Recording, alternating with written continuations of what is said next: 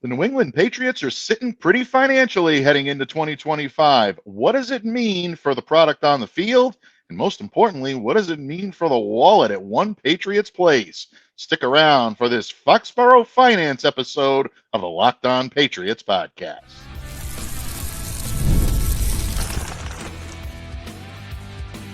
You are Locked On Patriots, your daily New England Patriots podcast.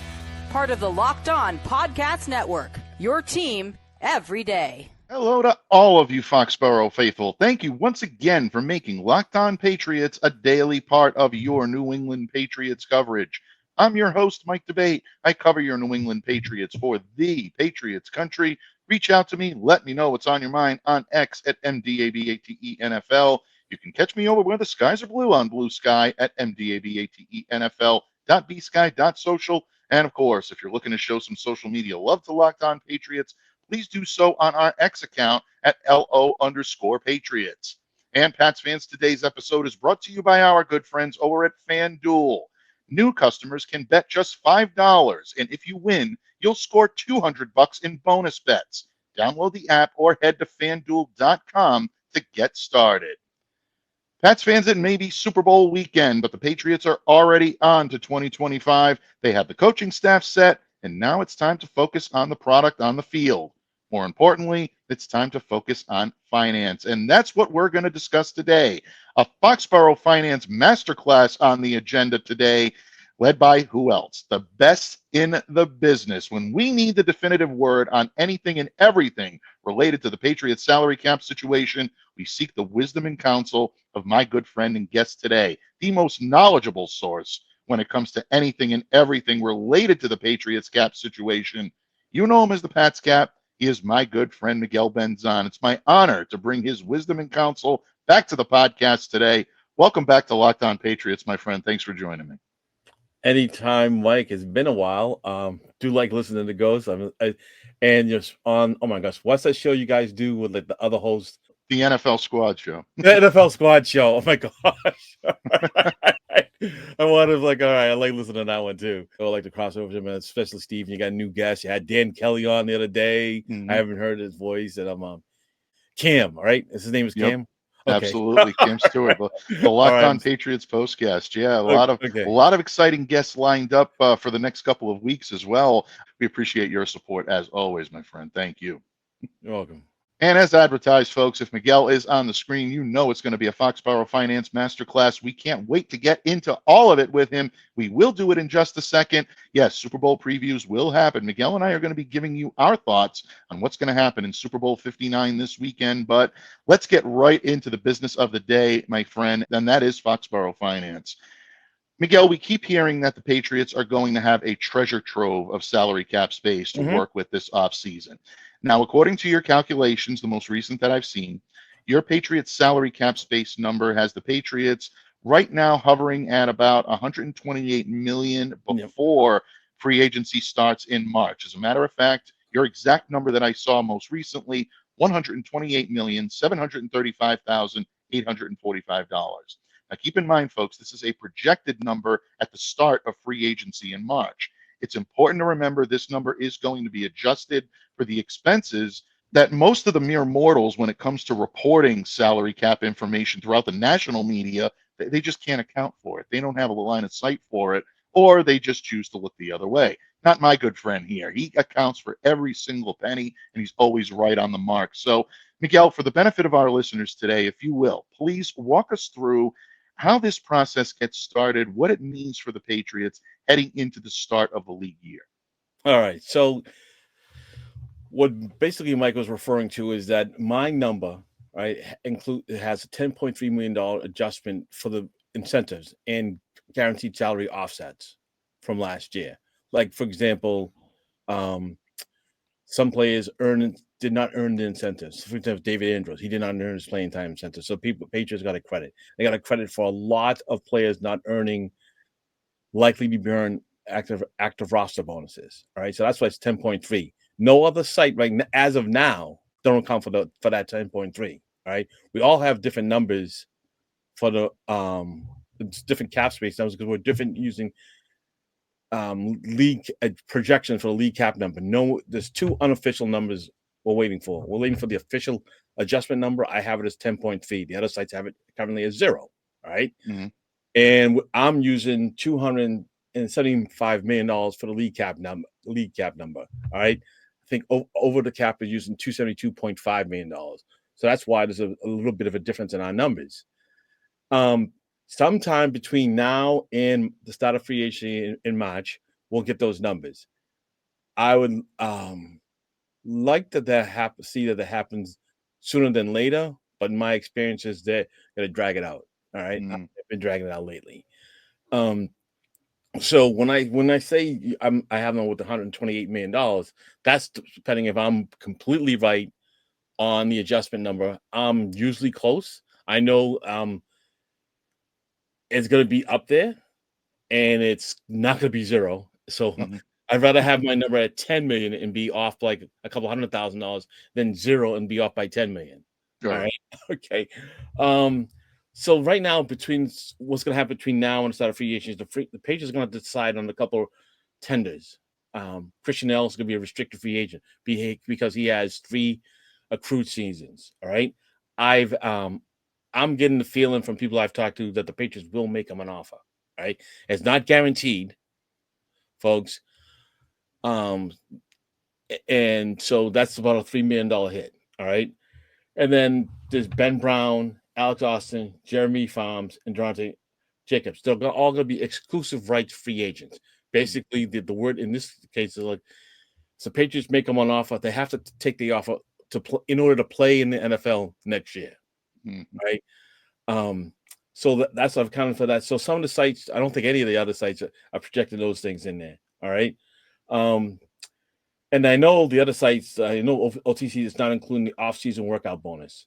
So at the start of the league, I should say at the start, they should do it, the NFLPA, but they usually take like a month. Mm-hmm. Decrease every team's cap number by $907,200, which is each 90 players will get expected to get 32 sessions and get paid $315 per session. All right. Mm-hmm. So that comes out to, even though they never really have 90 players earn on the roster earning that much money, they'll get a credit in September, right around August for the unearned part of that.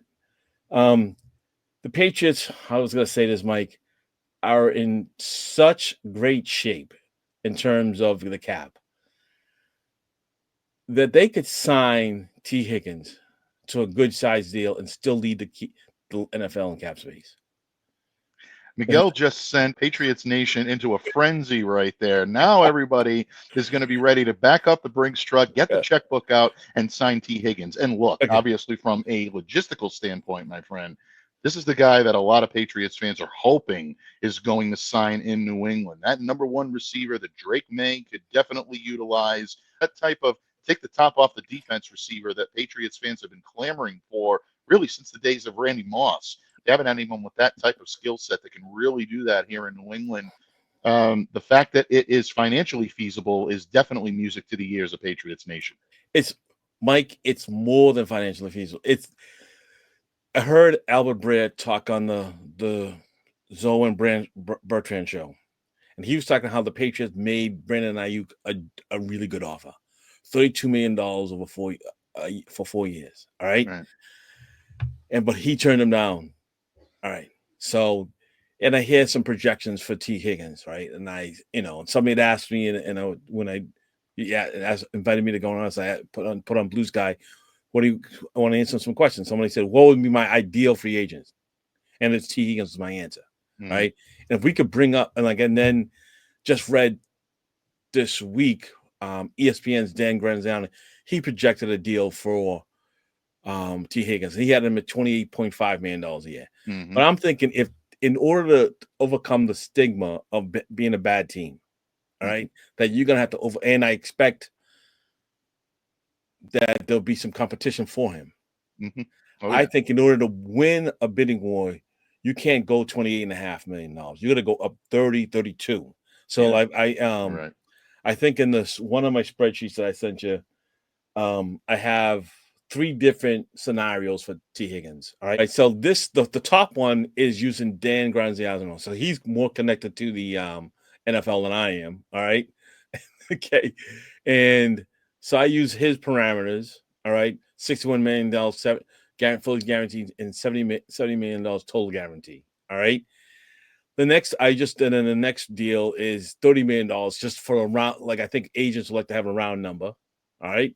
And then the last one is a $32 million. So I'm of the opinion that there's gonna be a bidding war for him, and that's what's gonna take to win him. All right. And I'll say this about, I know Joe Burrow keeps on saying he would love for Cincinnati to keep their four, that being Burrow, Chase, Higgins, and Hendrickson. All right. Mm-hmm. But he never says, because it's always, you can always lower a player's cap number, but are you going to lower your compensation? Right. You know what I'm saying? Is Joe Burrow going to say, instead of making 34, I think he's going to make $34 million in cash this year. Is he going to lower that so they can get Tee Higgins? All right. I don't know. We'll see. The problem with doing these kind of projections in February, we don't know who's gotten tagged yet. If Tee Higgins hits free agency and if he doesn't get tagged, he is by far the best free agent wide receiver out there. I expect a bidding war for him, and I wouldn't be surprised if he gets 32. I wouldn't be surprised. I know people like Dan and PFF are saying 28 and a half, but I think they're expecting like not a bidding war, and I do think he's going to be a bidding war for him. And you see that in this number, his cap hit for this year and all these are just over $17 million. Mm-hmm. All right. That still leaves the Pats with around $110 million in cap space.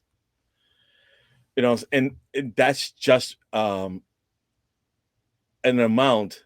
I struggle to get them to see how they're going to use all that cap space they have, which is okay. You don't they literally carried over $34 million of cap space from last year. No, they're going to end up using carryover $34 million from last year. And it's okay if you carry over cap space as long as you spend the money. And if you were to ask the average Patriots fan, did the Patriots spend more or less than the cap in 2024? I bet most people would say they spent less because they ended the season with so much cap space, but they actually spent more in cash by the way the NFLPA accounts for it. They spent over $273 million, according to my records, all right, in cash last year. And that money, I'll say that $273 million includes earned incentives by players. And when a player did not earn an active roster bonus, I took that out of their cash total. All right. And I also adjusted for people who had offset salary. So it's Mike, they could, like, Tee Higgins should be, if the Patriots don't give him an offer they can't refuse, another Godfather reference, then we're not gonna be so happy. I want to hear that they gave him an offer and he chose to turn it down, and chose to accept some other team's offer because he wanted to play with a coach, or he didn't want to move, not because the Patriots' offer wasn't the best. That's such a good point, and I'm so glad that you mentioned that, Miguel, because all along the narrative with the New England Patriots under Bill Belichick was, we can get this guy to come here and take less because he's going to play with Tom Brady. He's going to play under Bill Belichick. He's going to get the opportunity to compete for a ring each and every year he's here. It's a long time ago in the minds of a lot of NFL players out there right now. Mike Vrabel said it best when he was introduced as head coach here in New England. Those banners hanging up behind me look pretty, but they're not going to help us win games. If the Patriots are going to be competitive, they have to put a competitive team out on the field. That means big-time players. In order to get those big-time players, you got to pay for them. And it's nice to know, because the question I get an awful lot is, well, yeah, the Patriots are going to make Tee Higgins an offer, but will they go above and beyond? Can they go above and beyond, overpay for his services to bring him into Foxborough? It's nice to know that you've laid out a scenario where they can overpay. And in that regard, they'll still be sitting in a pretty spot when it comes to salary cap situation. So you're not going to have Tee Higgins looking across at Elliott Wolf or Ryan Cowden or Robert Kraft or Mike Vrabel and going, "What have I ever done to make you treat me so disrespectfully?" He's gonna be happy with the offer he gets. If he wants to go and play with a contender, you really can't fault him for that. But if it's about getting the maximum deal and growing with a young quarterback, if New England makes him that offer he can't refuse, then it looks like the Patriots have more than enough in the wallet to be able to do it. Awesome stuff. Great stuff that you laid out here. Thank you, Mike. All right. So continuing on, someone had asked me about roster turnover, and I was just using the game 17 against the Bills, the 53-man roster, and who do I expect to be on the roster still week 1 of the 2025 season. And so we could bring up that workbook. All right.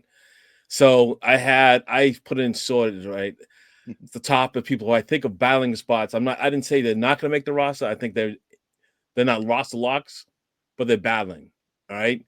Then there's a list of people who I think are definitely roster locks if they don't get hurt during the off season. All right. Then I got a list of people like Jacoby, Jalen, Jetry-Wise, who I think are not going to be on another team. Mm-hmm. And I wouldn't be surprised if the bottom list is people who I think will be on the roster throughout the preseason and training camp, but be cut and then join the Patriots practice squad for the 2025. And that's the bottom list. As you can see, Mike, I got some roster turnover. All right. And I got the possibility of people of the Patriots creating like 20 spots for new people, at least that. Mm-hmm. Right. And then you're going to have to adjust for people who get hurt during somebody's going to get hurt during training camp. Right. We just don't know who. Oh, yeah. Right. All right. And then this list is for the 53-man roster. And then the next sheet is for the people who were end of the 2024 season on the IR or NFI in Christian Barmore's case. So, I'll just say this, Mr. Jackson here, it's been during Bill Belichick's era with the team, if a rookie ended the season on IR, they typically did not bring him back for the following season. Like an undrafted rookie, someone you never heard of, blah, blah, blah. Where they have no ties, they didn't draft him. You know what I'm saying? I expect him to get cut, but we'll see what happens because this could just be changed from. That's the thing I'm looking for. This could be one of those things that you look for a change in regimes. Is that I gotta keep on Mr. Jackson, and then for example, Bentley. I think he's gonna be, if he stays as he's healthy, I think he's gonna be on the game 1 roster. Same thing with Christian Barmore, Marcus Jones, and Jalen Polk. I mean, I don't know why. I'll just say this about Jalen Polk, and folks, he was a second round pick. That meant his 2024 season salary was guaranteed. 2025 salary was guaranteed. 2026 salary was guaranteed. And part of his 2027 salary was guaranteed. All right. So if you were to cut, even though they have all this cap space, right? If you were to cut Jalen Polk, you would lose over $5 million in cap space. So it's just better to play it out and give him a chance to grow than to swallow all of his guaranteed salary and have it all hit the 2025 cap. Because once you cut a player, if you cut a player with future guaranteed salaries, all right, doesn't matter if it's after June 1st, all that future guaranteed salaries hits the cap this year. So I've been seeing people talk about how Miles, if you're gonna get after Tee Higgins or someone else on like a Cooper Kupp, we'll talk about later, that you might get rid of a Jalen Polk. I'm like, that's a lot of money to eat. I mean, of course that's the thing, Mike. They just have so much cap space, they could eat some dead money. All right. Oh yeah, without question. And somebody had asked me about trading for Deshaun Watson and then cutting them. I'm like, what could we possibly get the Cleveland Browns to trade for? I'm like, well, I can't see them doing it. All right. If I was them, I would just play it out. All right. let him go, play the season out, and then I could just cut him next year and split my dead money over 2026 and 2027. I'm not giving up. In their case, they need to get a young quarterback. I'm not giving up a lot of draft picks to give it to Deshaun Watson. So that it's two questions in one. Yeah. I'm so glad that you said that, because that's going to be the biggest task right now for that front office. Most importantly, for guys like Ryan Cowden and Elliott Wolf and even Matt Groh, who are going to be in this fold, they have to figure out a way to balance this team moving forward. Otherwise, they're going to continue to have the personnel problems they have on the field. So, Miguel, awesome stuff. Already are you breaking the wisdom and counsel meter here in New England, and we've only just begun. We're only scratching the surface. Our good friend, the PatsCap, is going to be back in just a moment with more Patriots salary cap wisdom and counsel when this episode of the Locked On Patriots podcast continues, a proud part of the Locked On Podcast Network, your team every day. This show is sponsored by BetterHelp. Locked On listeners, what do you want your 2025 story to be? Every January brings a new chapter, 365 blank pages waiting for you to fill.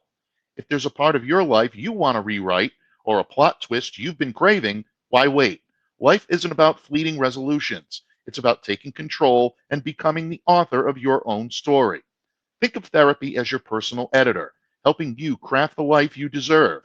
It's not just for crisis situations. Therapy can help you develop healthier coping strategies, improve your relationships, and empower you to be the best version of yourself. Whether you're facing a challenge or just looking for personal growth, therapy is a powerful tool to help you guide your journey. Whether it's learning how to set boundaries or tackling stress in new ways, therapy can help you develop skills for a better tomorrow. Even if you've never tried therapy, the benefits are clear. Finding someone to talk to and gaining fresh perspectives can make all the difference in how you navigate life's ups and downs. Write your story with BetterHelp. Visit betterhelp.com/lockedon today to get 10% off your first month. That's BetterHelp, HELP.com/lockedon. Patriots fans, thank you once again for joining us here today on Locked On Patriots. We are joined by our good friend, the PatsCap himself, Miguel Benzan, who is already putting on a Foxborough Finance Masterclass here on Locked On Patriots. We've talked a little Tee Higgins to New England, giving Patriots fans a lot of optimism there. We've talked about what the roster may look like and some of the medical issues that may impact the Patriots salary cap. But Miguel has only scratched the surface today on his Foxborough Finance Masterclass. But it's always an honor. It's always a privilege to share the microphone with you because, as I like to say here on the pod, you see things us mere mortals don't see, especially for someone like me who relies on finger counting to do a lot of his math. You really, really do a great job in terms of not just breaking down what the Patriots salary cap means to the Pats, but also in a way that fans and media alike can really embrace, digest, and understand. So when you look at this team right now, in terms of the lessons still to come here today on this Foxborough Finance Masterclass, my friend, the chalk is once again yours. Lead us into where the Patriots should be looking when it comes to 2025. They should just look to get better, period. And get better with players who are on the younger side rather than the older side, because Drake May is going to be in his second year in the NFL. All right. Besides someone like a Cooper Kupp, I would try to sign players who are in their 20s rather than their 30s, just because you want to build around Drake May and you want to develop a core around them. All right. Because if Drake May continues to be what we think he can be, and I was wrong about Mac Jones, all right? If he becomes what you think he can be, you're talking about a $50, $55, $60 million year contract for him. I will say this right now. I'll probably be the first one. Drake May, if he's any good, if you put him in the top half of NFL quarterbacks and the Patriots extend him, his first contract will probably be for more money than Tom Brady ever made total with the Patriots. And that's a function, and that's not because he's better than Tom Brady. It's just because the cap has gone up so much since Tom Brady started in the NFL in 2000. Like a rookie right now is going to get $840,000. All right. That's how much, that's more money than a rookie would have gotten for the first 3 years of salary in 2000. Right. You know what I'm saying? So it's just a fact of cap inflation. Oh, absolutely. Yeah. So, but I wouldn't be surprised if he gets a deal that makes him the highest paid Patriot ever at the end of the deal. That's one of the things like blows my mind about this year in free agency. We've seen the last couple of years teams keeping more retaining their own talent. While this year free agent class has very few stars, elite players in it. All right. And I'm going to say that this CBA is going to last till 2031. I'll say it right now in 2025. I wouldn't be surprised if NFL gets rid of the franchise tag. Not because the owners don't want to control the players, just to give some oomph to free agency. Because if the teams keep on this trend of extending their own players, free agency is going to have a less and less it's going to be less newsworthy. Right. You know what I'm saying? In March. And that's it. As it is right now, free agency is pretty much over within the big five is pretty much over in the first 2 days. Right. Like, it could be, if they keep this trend up, it might be over in the first 8 hours. No, I'm saying I wouldn't be surprised in 2031 they'll get rid of the franchise tag just to have it keep the news because that helps the business of NFL. Is the news. That's a good point. I'm glad that you mentioned that because right now, I mean, you've got the legal tampering period. It's a good thing we've got that legal tampering period out there because I don't know what we would do if we didn't know that they had that window to negotiate contracts. Because I don't know about you, but I was always amazed how free agency could begin at 12 midnight, and by 12:02, a multi-million-dollar negotiated contract was already ready to be signed. These are miracles that happen in the NFL. They put a little realism back into it, but not quite as much. But bottom line, I do believe that there is something to be said about the business of the NFL and how that's going to evolve, and the Patriots wanting to remain fluid enough to be able to adapt to it. And with Drake May obviously coming up in a few years, becoming their franchise quarterback, all the signals point to this kid being in a Patriots uniform for a good long time. You want to build around your franchise. You want to make sure that that franchise player is protected by players around him and a great deal of familiarity around him. We've watched 2 Super Bowl dynasties in the last 30 years really kind of build up around when you talk about the New England Patriots of the last 2 decades, and now a team that's going to be competing for their third in as many seasons in the Kansas City Chiefs. What's the common thread between these 2 dynasties? It's continuity. Well coached, obviously, and they're coached by the same coach, but the core remains the same. And that's something that I think teams are striving for. You want to lock up your own players and build around and make sure that gives you the ability to compete in the future. So, again, excellent point. Thank you. Another question I was asked is about who might get cut. All right. And this was before June 2nd, because after June 2nd, if you cut a player who signed for 2026 and beyond, their future signing bonus prorations will hit the 2026 cap. Okay. So I just focus on the people who would get cut early this year. Right. Between after the Super Bowl into June 1st. And I should say this, like the Patriots, even if you wanted to cut a player with guaranteed salary, like I'm talking specifically, let's just throw out a name, Kendrick Bourne. All right. He has guaranteed salary. Right. You can't cut a player. No team can cut a player who has guaranteed salary in the 2025 season before the start of the 2025 league year. Because if you do so, you're hitting that current league year. Now we're still in right now the 2024 league year, and everybody has $0, zero cap space because they carried it over. All right, they carried that money they owe the Patriots, that $34 million. I carried on to 2025. It's no longer in the 2024 books. Now the 2024 books, the end of the season was exactly 0. All right. All right, so it's like you can't cut a guaranteed salary player. So if you're looking to think, hey, the Patriots might, will they cut a player who has guaranteed salary before the start of free agency? They won't. Right. All right, just Very because good they point. can't. They can't. Yeah, excellent insight. I'm glad that you dropped that. And yeah, I mean, we can take a look at your list of potential pre-June 2nd Patriots cuts. Here's what Miguel prepared for us, folks, for the benefit of those of you listening to this podcast as opposed to watching it on YouTube. All of the visual aids that Miguel had provided today here for our viewing pleasure are available upon request. Definitely check out Miguel's Blue Sky page. You can reach out to him directly at patscap.bsky.social, and he'll be able to hook you up with all the information that you need. So once again, my friend, the floor is yours. Walk us through this list of potential cuts. Okay, so I should say that it goes. The list is by. I sorted it by cap number. All right, so that's why Michael Lano's on top, and the guys who's making $840,000 are at the bottom. All right, and some people I said this is before June 2nd. There are some people I said none. All right, like Awanu, May, Gonzalez.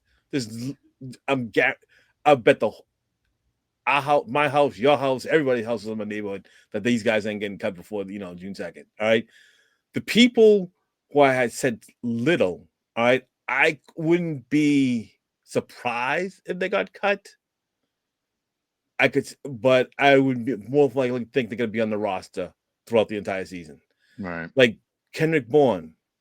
I think there's some and maybe David Andrews, if they could find the center, all right, to replace him. Or and everybody who's got these at the very bottom of the list, who's got a very low salary and no guaranteed money. There's some chance they could get cut tomorrow, as soon as and right after the Super Bowl, right? Because they got nothing to protect them. All right. Right. All right. If we, for example, we don't know because you couldn't cut a player right now before the Super Bowl. So if we don't know if Mike Vrabel, who he wants out of these 56 players that's on this roster right now, how many he wants to keep and go forward for just to have him for the off-season workouts. All right. So we don't know. So that's why I have a whole bunch of them listed as some. All right. I don't think anyone's guaranteed to be cut this year. There's no I don't think anyone's being I'll be sure. There's no one on this team that says I'll be surprised that he's still on the roster. Right. But I'll be especially by a cut, because some of them they have. You can see, Mike, in this list. There's a lot of people on this team who's got fully guaranteed salary, which means you got to eat it. All right, and then that's the question was about cuts. But if you think about trading, means you're trading away the guaranteed salary, which means that expands the list of people that could be off the roster. All right. Like I could see, like if the Patriots were to sign a Tee Higgins, I could see them trading away a current wide receiver on their roster. All right. I could see that happen. And then just to bring up Tee Higgins, people say, wow, $32 million from him. That's not a lot of money. I'm expecting like that. I think about it in this way. There are five wide receiver spots on a 53-man roster. Acquiring him makes all five of them better. Because he's your number one, which means the guy who had his number one is now number two. Number two is now number three, and number three is et cetera, et cetera. So he makes all five spots better that way. So that's why I consider I don't think you could say that's why I consider $32 million even if you say that's a lot of money, but I'm thinking I'm improving 5 roster spots. All right, and that's I'll be surprised, Mike, if they cut a. That's what we're going to see with Mike Vrabel's stamp. Imprint is what they do after. Yeah. We'll see. Listen, you folks to definitely, if you see this on YouTube, you want to make some comments, go ahead. We'll see what happens. That's the best thing about this. This is February 8th. We'll see who's right on March 13th or 14th. Absolutely. We'll see. It won't be. We'll see. People with guaranteed salary will see in early March who's right or wrong. All right. Yeah, a lot of anticipation between now and then, folks. Oh my God. And someone with Miguel's insight and his ability to break down the numbers to go along with the insight that you receive on these players is so valuable, because I think a lot of times fans get wrapped up in the action that happens on the field. We forget about the business end of it. Patriots fans are pretty savvy. I want to say, for the most part, especially the everydayers we have here on Locked On Patriots, It's a very smart listening group. I'm very fortunate that they are my everydayers because they'll always drop pieces of wisdom and counsel that are, I believe, just as valid as the opinions that you hear right here on these airwaves. So you help to fill in those gaps, my friend, and thank you so much for doing that. Any more financial insight from the Pharaoh of Foxborough Finance could we look forward to today? Things that you think Pats Nation may benefit from hearing prior to Okay. the start of free So, agency? so John Belfast, our good friend, he'd asked like, what would be my ideal offseason, right? And I just, folks, I don't do the draft at all. I listen to you, Murph, Steve, and Balsari, and Derek Havens, and I listen to couple other podcasts about the draft. I don't listen to the draft at all, so I'm not a good person to ask about the draft. I'm just about getting the talent. All right. So he'd asked me about their off season, and I started. One thing I wanted to start, it was like the free agents targets. And if we could bring them up, all right. Absolutely. Okay. There's no. I'll just say this. I know the Patriots have a lot of cap space. They're not getting all these players. All right. I just try to pick. You know what I'm saying? I try to pick names that I thought they could go after that made sense of them. Example, like, and then when, for example, in cornerback, I don't expect them to get all four, but I think any one of those four would help the Patriots roster. Same thing with the edge. God, like it with the thing, the tricky thing. And I should have had Trey Smith in here. I don't know how I didn't have his name. I actually did a projection for him. Oh my gosh, I had him miss it. All right. Oh my gosh, that's funny. I'm just laughing at myself for missing that. All right. So I got Ronnie Staley, Alex. So I try to go with the young guys. All right. And I got Tee Higgins at the bottom just because somehow he's alphabetically last, but his surname in that list. I could see the Patriots signing like one from each group. They actually have that much cap space. They could sign one from each group, but they wouldn't hit. Then they'd sign the rest of the free agents would be definitely on the low end of the cap, like somewhere between a $1 million and a $3 million hit. I could see the Patriots easily signing 5 of these players. All right, maybe not if they signed, like example, if they wanted to move on at the center position and move on from David Andrews, and then they signed the best free agent center, and that's Drew Dalman. All right, I could see them maybe not doubling down and going multiple spots in free agency on the offensive line. All right, and I did try to pick on the offensive line with people. I think it was Devin Jackins and Patrick, players who had experience playing both spots. All right. Right. And the thing, and I'll show you. I know I did send you a thing about Trey Smith. All right. You did. Okay. And I don't have his name on his list. Like. Yeah. We're bringing him up. I was like, I'm thinking about if I go to Trey Smith. All right. This is what I think for a deal for him. All right. That's because somebody had asked me about him, and I was like, yeah, that's the guy I wanted. Anyways, and this is a deal I think will put him on the top of the guard market. All right. And you notice I signed him for 5 years. They haven't, so I wanted to have him stay. I think he's that good that he can stay around. So he could be one of the rocks around Drake May. The question is then, what do you do with Owanu? I would then, because he's making $19 million a year. I would reach out. I'm like, all right, I'd reach out and I would say, I'll put him at tackle, like right tackle. Bump up his salary a little bit and extend him maybe another year so that he and Trey Smith are both making around the same kind of money. If you're worried about the locker room dynamic of paying a new guy more money than a current Patriot. Right. That's the benefit of having a Michael Owanu, because he could play both positions and you could adjust his contract because of that. Right. Absolutely. We'll see. I mean, I think Trey Smith is going to get at least $21 million. All right. It might, if he's going as the best guy out there, best young guy out there. All right. And lately, the top guys have been signing 4 or 5 years, at least 5 years. So I think this is in line with the market. It is I think it's a doable deal. It leaves you the opportunity to, if he doesn't work out, you could cut him in 2027 and create cap space. All right. And we'll see, take it from there. Cooper Kupp, who's been on a couple of my fantasy teams. Okay. So I really, and this is what would, let's say they would trade for him. All right.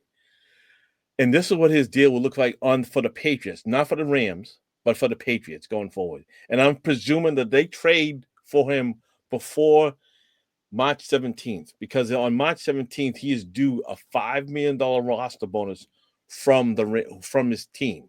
All right. Mm-hmm. And it's fully guaranteed. All right. So I'm assuming that the Rams, it behooves them to, if they want to save cash, is to trade him before this roster bonus is there. Yeah. If they want to make Cooper Kupp more palatable in a trade, they would eat that $5 million, trade him after the roster bonus, and then his cap number would be $15 million for the Patriots. All right, but you expect that they, whatever you thought they was going to give up in a trade, probably would increase, because his 2025 cap number would change by $5 million. All right, and then there wouldn't be no dead money if they were to trade for him after March 17th. All right, because he has no guaranteed salary in this year or in 2026. Just that dead money is a reflection of his guaranteed $5 million roster bonus. All right. This is going to be an interesting one, Mike, because the Rams tend to trade players to where they want to go. And they tend to, I would say, not to be pushy in their trades. I don't know if he's going to come here, but I know they can afford him. Okay. Right. I know they can afford him. And that's what it would look like. I should have. It's going to be interesting to see what happens with him. He has no guaranteed money next year, so you could actually, if it doesn't work out this year, you could cut him over $19 million in cap space. I cannot express enough gratitude to Miguel for dropping by today to provide another Foxborough Finance Masterclass. Folks, he is the best in the business for a reason. Not only does he come prepared with visual aids, he comes prepared with the explanations and the breakdowns that you can find only here on Locked On Patriots. But as Miguel said, folks, we're not done yet. There is a game to be played still in the 2024 NFL season in February of 2025. Super Bowl 59 in New Orleans kicks off tomorrow evening. Will it be the Kansas City Chiefs gaining a three-peat, an unprecedented three-peat, or will the Eagles fly into the bayou and take that trophy, win their talons, and bring it back to the city of brotherly love? Miguel and I are going to drop our predictions for Super Bowl 59 in just a moment, when this episode of the Locked On Patriots podcast wraps up right here on the Locked On Podcast Network, your team every day.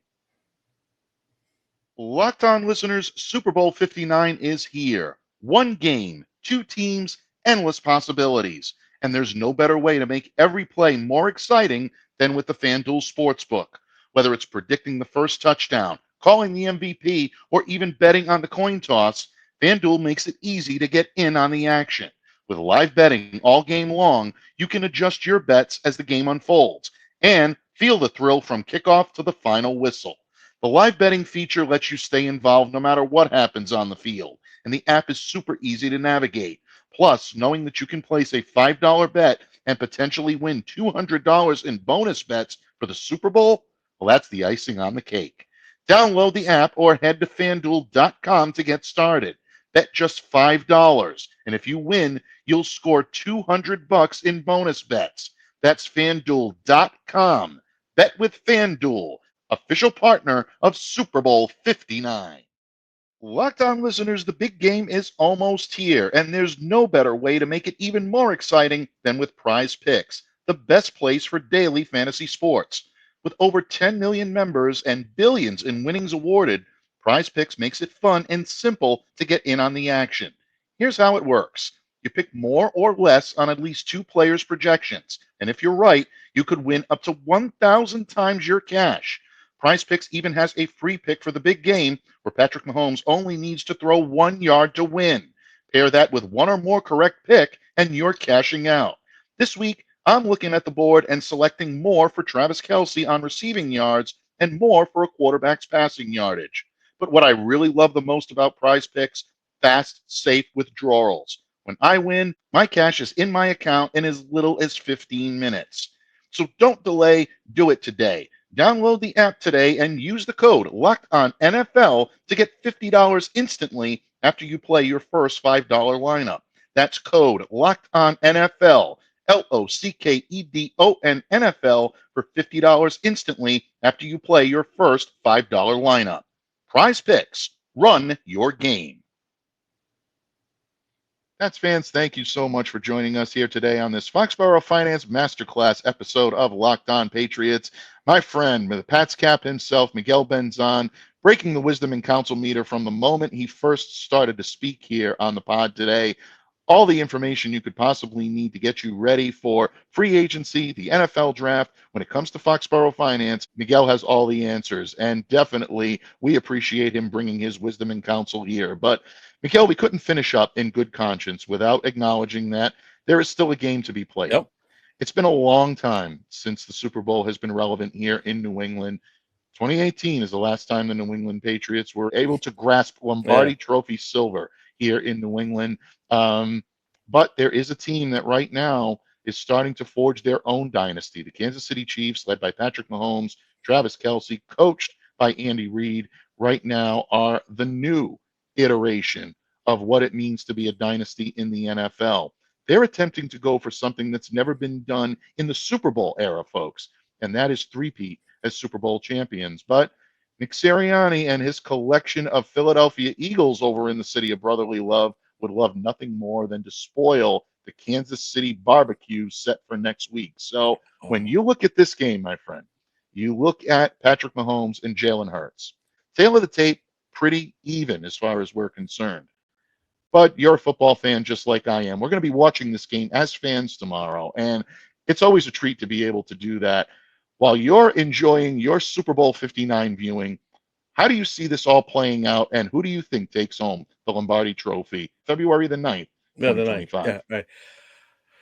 Oh, my gosh. I can't go against the team that has the better quarterback, the better coach, and the better defensive interior defender, and that's Chris. So I'm talking about Patrick Mahomes, Andy Reid, and Chris Jones. Someone is, the Philadelphia has a better overall roster from 1 to 53. But I think that this is going to be a close game, and there's going to be a couple of coaching decisions that are going to affect the outcome of that game. And I have more trust in Andy Reid than I do in Nick Sirianni. And that's basically what it comes down to it. It's hopefully, and I was thinking about this when I was during breakfast. I hopefully it doesn't come to an injury, that some player is out of the game, and which affects the game. Same way I'll say, same way during that hurt you lose a player during a game, and if it's a key player, then it changes the game. Right. It'll be interesting to see how the Kansas City Chiefs deal with Jalen, the interior of the Philadelphia's D line. If Jalen Carter plays like he has been playing, he's going to be a problem, and you're going to wish that Joe Thuney was inside instead on the outside. I was thinking about a score, Mike, and I'm going to go 27-24 Chiefs. It's so hard. And it's going. Hopefully, is as this game is. People are tired of the Chiefs. Some has some Chiefs fatigue, but I'm hoping this is a good game, and I'm hoping it's not a bad one.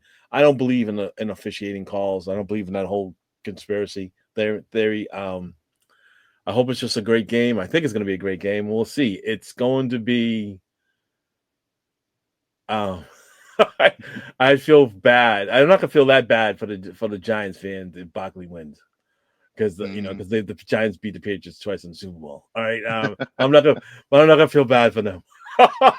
But, Yeah, it's kind of tough for the New England Patriots to feel any sympathy for the New York Giants or their fans. Look, yeah, I think you make a great point. It's so difficult to pick against a team that is battle tested, that has championships in their DNA.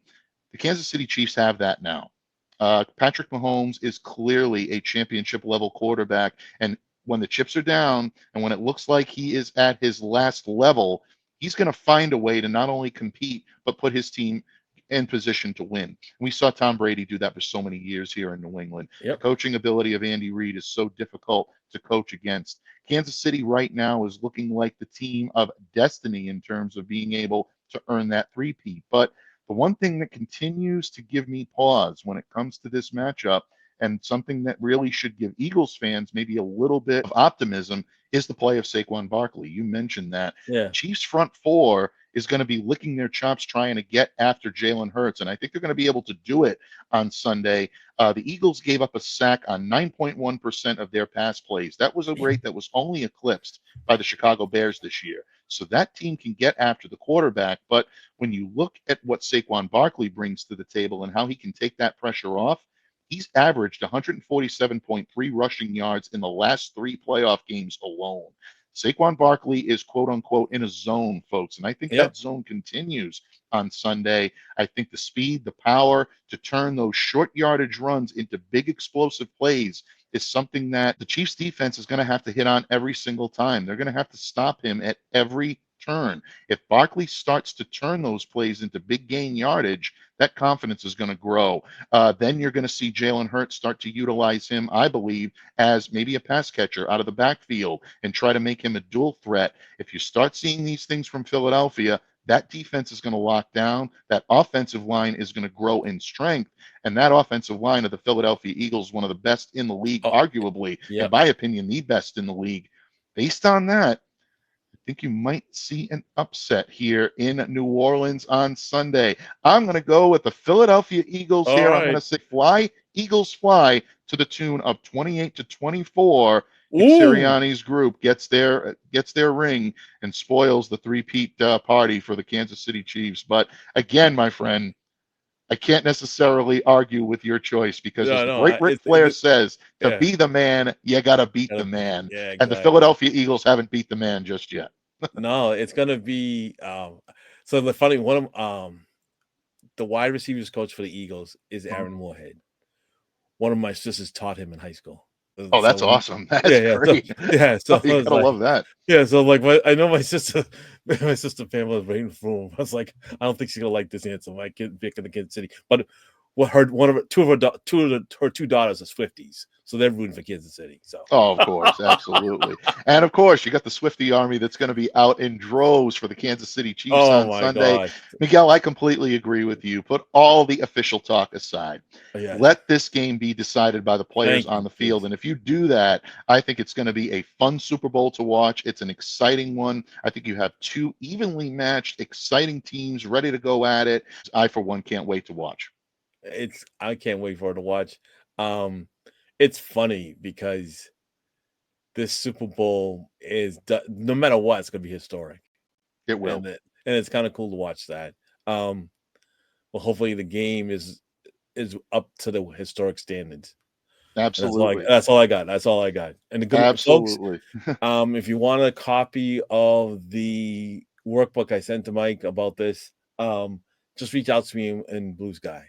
All right. And we'll take it from there. I'll just email it to you. All right. Absolutely, folks. And thank you, Miguel, so much from the bottom of my heart for joining me today. Of course, for lending the wisdom and counsel when it comes to the New England Patriots salary cap situation. Folks, I know you learned a lot, as I always learn a lot every single time we share the microphone. I call this man the salary cap top gun, not just because it sounds cool, but because he really is. The plaque for the alternates doesn't exist because he doesn't have an equal in what he does for Patriots Nation. So a major tip of the cap, my friend, for being who you are. Most importantly, a major tip of the cap for being one of the best guys I know on a personal level, on a professional level. Miguel is the real deal, folks. The work that he does in charitable work for Habitat for Humanity is so inspiring to so many. Check out his Blue Sky page. Check out his Twitter page. The links are still there as well, folks. Miguel's charity for Habitat for Humanity is such an amazing way to make a difference in the lives of others. And this man does it out of the goodness of his own heart. So bless you, my friend. Thank you so much for all of the contributions you make, not just the Locked On Patriots, not just the Patriots Nation, but to the community as a whole. We could not ask for more. I love you, my friend, and we can't wait to have you back here on Locked On Patriots very soon. In the meantime, I'm Mike Debate, and on behalf of my good friend, the PatsCap himself, Miguel Benzan, I encourage all of you to stay safe, to stay well, to be the change you wish to see in the world. Enjoy Super Bowl 59. We'll see you back here again on Monday on Locked On Patriots.